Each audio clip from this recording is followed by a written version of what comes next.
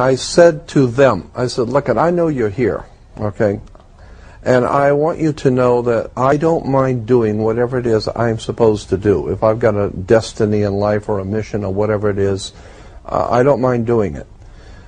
I was being exposed at a very early age to the really totally dark side, a side of the occult world that most people don't even want to think about.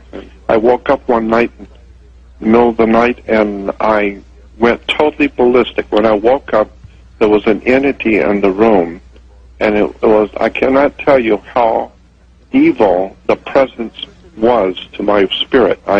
Whatever it was that was in my room was so profoundly evil. I said to them, I don't mind doing whatever it is I'm supposed to do.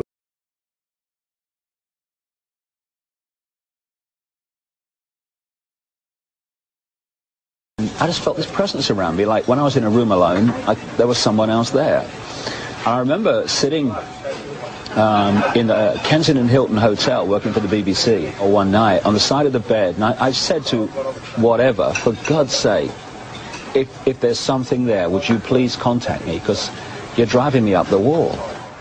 The voices continued. They told David that he was the Son of God and that the world was about to be torn apart by natural disasters.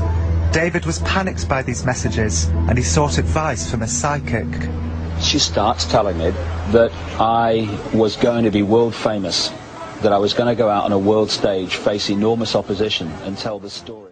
Let me get the story right. The press claim that you claim to be the Son of God. Mm-hmm.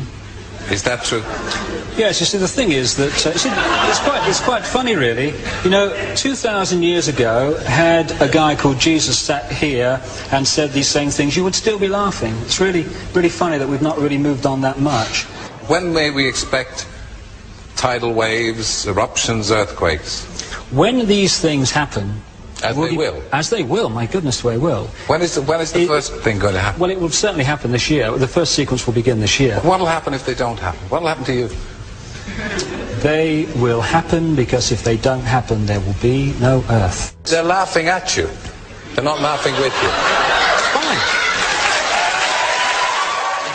What I've heard you say sounds absolute lunacy to me. And I still think you're soppy as a box of frogs. Yeah. David, thanks very much indeed. If you had a brain cell, it would die alone in us.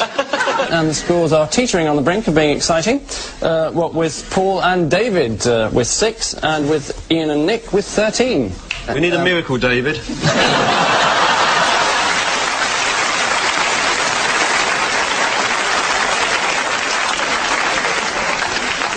Bless you, my child. This water tastes a bit like wine, doesn't it? Obviously, my family were, at the time, devastated, because, especially my children, because, you know, their dad was now a figure of ridicule. They were followed to school by journalists, or the kids at school took them mercilessly. And I said to them, I said, look, I know you're here, okay? And I want you to know that I don't mind doing whatever it is I'm supposed to do. If I've got a destiny in life or a mission or whatever it is, I don't mind doing it. But if it has something to do with you, then I'm going to ask you for 2 favors. Do not abduct me, because I don't want to go anywhere. And don't frighten me in my bedroom. I don't want to wake up and find something in my bedroom I can't handle, okay? So don't mess with me, and don't scare me to death, and I don't want to go anywhere. But if I'm supposed to do something, if there's a divine plan of some sort where I'm supposed to play, then open the door, show me what I am to do, and leave me alone. And I thanked them, and I got back in the car and drove back, and that was it. About a month later, now we're at the beginning of summer, I get a phone call from Paul, my publisher, who lives in Escondido, right down by San Diego. And he's telling me about this young lady who is a past life regressionist. And he said, you got to go see this girl, she's sensational. Being a very spiritually inclined past life regressionist type of person, she has you lay on the table and take your rings off and your watch, and she's setting up the candles and lighting candles and doing some sort of a little ritual thing. And I'm just laying there watching her. I mean, Paul says she's great, we'll find out. And she's talking to someone. And I'm laying there watching her, and she's talking to someone. And I said, who are you talking to? And she said, oh, I'm talking to your friends who brought you here. And I said, oh, okay. Brought me to your house? She said, no, no, no, no. Your friends who brought you to the earth. You've come here from another place, and they have brought you here to do something. I said, I've often wondered about that. Where did I come from? I mean, really, what am I doing here? And she says, well, and I'm just telling you what she said. She said, they are Pleiadians, and they have brought you here to do something. And you are ultimately going to be a emissary, was the word, an emissary for them. They're going to channel through you. They're going to use you, and they will speak through you. And they have been preparing you for many, many years. I said, oh, okay. I don't know. And then she goes on lighting some more candles, and then she starts talking again, and then she's laughing. And I said, what are you laughing at? And she said, oh, they told me something funny about you. And I said, what? And she said, they said that about a month ago you drove up to see Joe and Pat up at Little Alien Inn in a convertible you rented, and you sat on the back of the hood with your feet in the back seat, and you told them you didn't mind doing what you're supposed to do, but you didn't want to be abducted or frightened in your bedroom, and they thought that was funny. Now, at that moment, I became very disorientated. I said, whoa, nobody knew I did that. No one knew I did that. I didn't tell anyone. And she said, yeah, they knew. She said, they're telling me you went back out there because you didn't want to go out there at night because they scared you the last time. But that you went out there and sat on the back of your car, and they thought that was funny.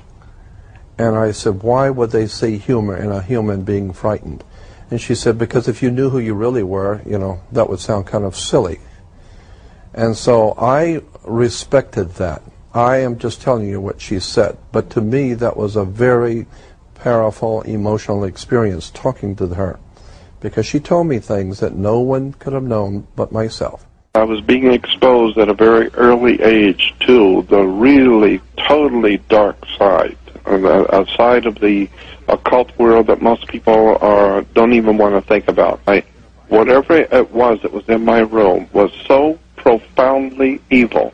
I woke up and there was an angel. All I can tell you is it was a typical what you would vision an angel to be, with huge, beautiful wings glowing.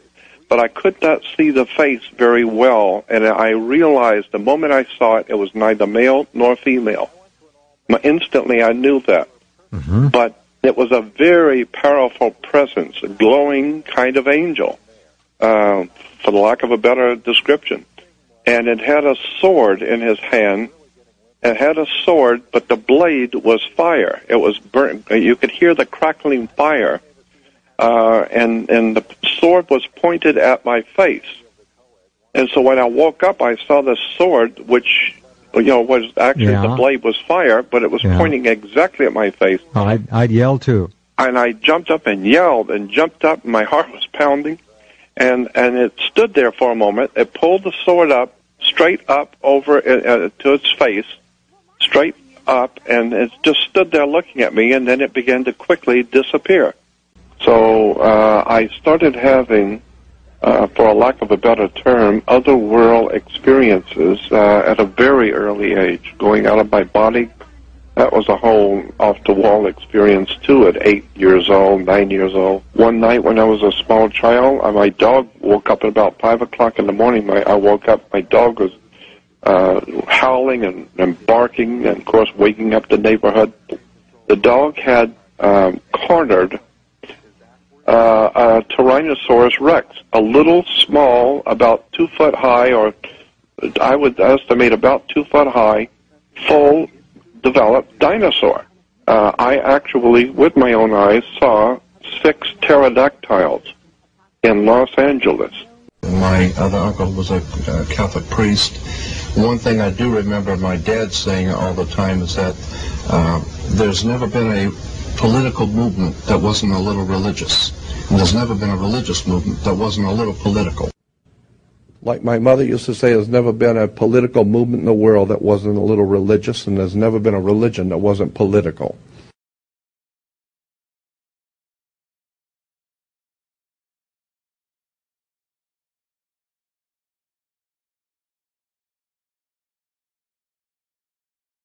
I was being exposed at a very early age to the really totally dark side, a side of the occult world that most people don't even want to think about.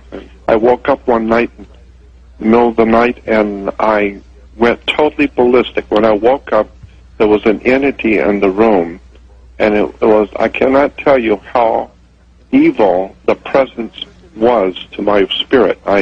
Whatever it was that was in my room was so profoundly evil. And I said to them, I want you to know that I don't mind doing whatever it is I'm supposed to do. I don't mind doing it.